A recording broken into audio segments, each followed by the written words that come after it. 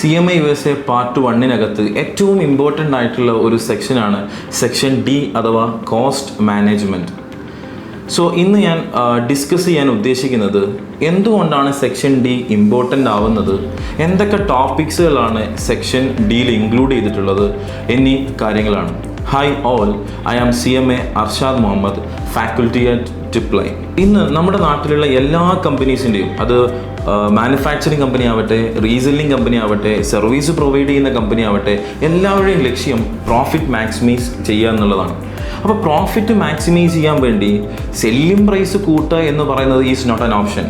പിന്നെ എന്ത് ചെയ്യും? നമ്മൾ കോസ്റ്റ് എന്ത് ചെയ്യണം? കൺട്രോൾ ചെയ്യണം. കോസ്റ്റ് എന്ത് ചെയ്യണം? മാനേജ് ചെയ്യണം. അവിടെയാണ് ഈ സെക്ഷൻ ഡിയുടെ അല്ലെങ്കിൽ കോസ്റ്റ് മാനേജ്മെൻറ്റ് എന്ന് പറയുന്ന സെക്ഷൻ്റെ ഇമ്പോർട്ടൻസ് കടന്നു വരുന്നത്. സോ സെക്ഷൻ ഡിക്കകത്ത് നമ്മൾ ഡിസ്കസ് ചെയ്യുന്ന കാര്യങ്ങൾ എങ്ങനെ ഒരു കമ്പനി പ്രോഫിറ്റബിൾ ആക്കാം, സോ എങ്ങനെ കോസ്റ്റ് മാനേജ് ചെയ്യാം, എങ്ങനെ കോസ്റ്റ് കൺട്രോൾ ചെയ്യാം. അപ്പോൾ കോസ്റ്റ് മാനേജ് ചെയ്യണമെങ്കിൽ, കോസ്റ്റ് കൺട്രോൾ ചെയ്യണമെങ്കിൽ ആദ്യം എന്ത് ചെയ്യണം? കോസ്റ്റ് കാൽക്കുലേറ്റ് ചെയ്യണം.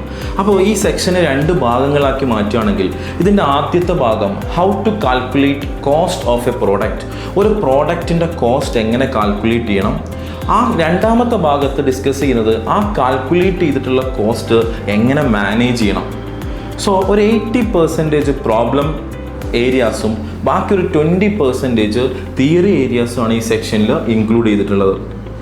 ഇതിൻ്റെ ആദ്യത്തെ ഭാഗത്ത് ഞാൻ പറഞ്ഞതുപോലെ നമുക്ക് പഠിക്കാനുള്ള ടോപ്പിക്കുകൾ നോക്കുകയാണെങ്കിൽ നമുക്ക് ക്ലാസിഫിക്കേഷൻ ഓഫ് കോസ്റ്റ് എങ്ങനെ, എന്തൊക്കെ രീതിയിലുള്ള കോസ്റ്റുകളുണ്ട്, ആ കോസ്റ്റ് എങ്ങനെയാണ് കാൽക്കുലേറ്റ് ചെയ്യുക, കോസ്റ്റ് ഓഫ് ഗുഡ്സ് സോൾഡ് എങ്ങനെയാണ് കാൽക്കുലേറ്റ് ചെയ്യുക, കോസ്റ്റ് ഓഫ് ഗുഡ്സ് മാനുഫാക്ചർഡ് എങ്ങനെ കാൽക്കുലേറ്റ് ചെയ്യും, ജോയിൻറ്റ് പ്രൊഡക്ട്സ്, ബൈ പ്രൊഡക്ട്സ്, അങ്ങനെ തുടങ്ങി കോസ്റ്റിംഗ് റിലേറ്റഡ് ആയിട്ടുള്ള job costing, process costing, cost കണ്ടുപിടിക്കേണ്ട ഡിഫറെൻറ്റ് മെത്തേഡ്സുകൾ, ടെക്നിക്സുകൾ, ഇതൊക്കെ കേൾക്കുമ്പോൾ ഇപ്പോൾ നിങ്ങൾക്ക് ചെറിയൊരു ബുദ്ധിമുട്ട് തോന്നാം.